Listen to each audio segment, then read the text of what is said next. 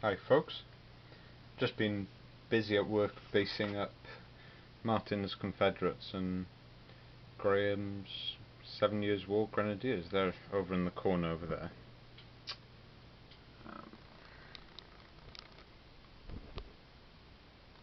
And I'll make a proper video to showcase those probably later today or tomorrow. I need to go in with grass and tufts, but I'd like this sort of mixture that I've made up to dry out first.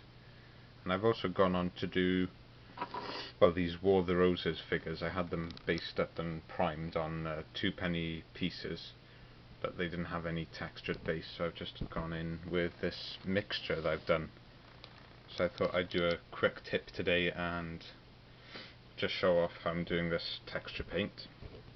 Sometimes I'm happy to do filler, but then, especially with multi-bases, I'm finding it a bit tricky to get into the nooks and crannies depending on if you glue all 4 figures to a base. I find the centre quite difficult to do, so I've been PVAing and tea leaves then onto the base, and that fills in all the nooks and crannies. And you can go in with a watered down, a brown acrylic paint. I use burnt umber, and you can even add in some PVA into that to make it nice and tough, and that's great for the bases, and that's what you see over there. But with these, I've added tea leaves into that mixture, and this is what I've come up with, and it's quite similar to the texture paint made up from Games Workshop. They do something similar, and it's called something like, is it something Earth something? Stirland Mud? It might be Stirland Mud, or that might be the old name for it, I'm not sure. But I've got this mixture now, and I've got an old Nil-Noil bottle, so I'm just going to be throwing it in there because that's how their texture paints come in, just this sort of, these tall bottles. I've used up a lot of it on these figures here, and that's just been made up in a bowl. But with the rest of it, I thought I'd keep it in case I need some emergency figure basing. You don't actually get a lot in these texture pots. It's really worth making your own.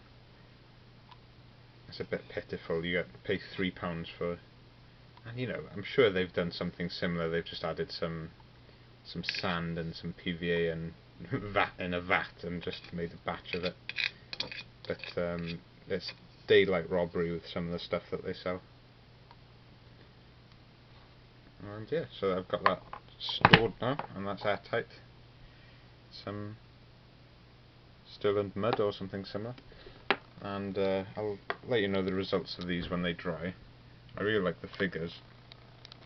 I haven't used a grey prime on them. I had a can of black stuff.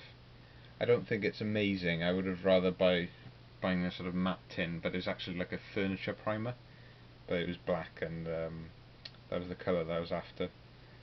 It might not do the job because it's not a proper primer, but we'll see. It's the right colour, so I'm happy with that.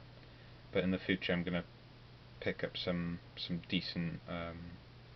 I've got grey, but I do need a black primer. Maybe some coloured ones.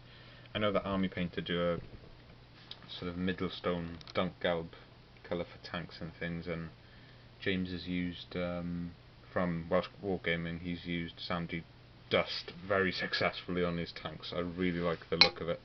And down the club, I was having a look at one of his tanks that he painted up recently, and the finish on it was so smooth, and the colour was really close to Dunk Galb, you know. So I think I'll pick up a tin of that myself. And you don't get those sort of streaks you do when you're brushing on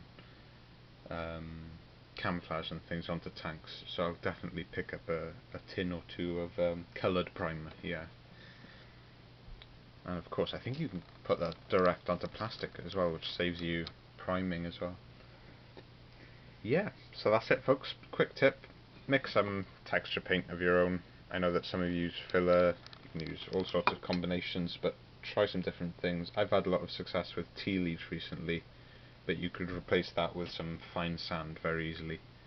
And yeah, that's all for now folks. I'll do a proper video when I've finished these commissions on the side here. Okay, ta-da.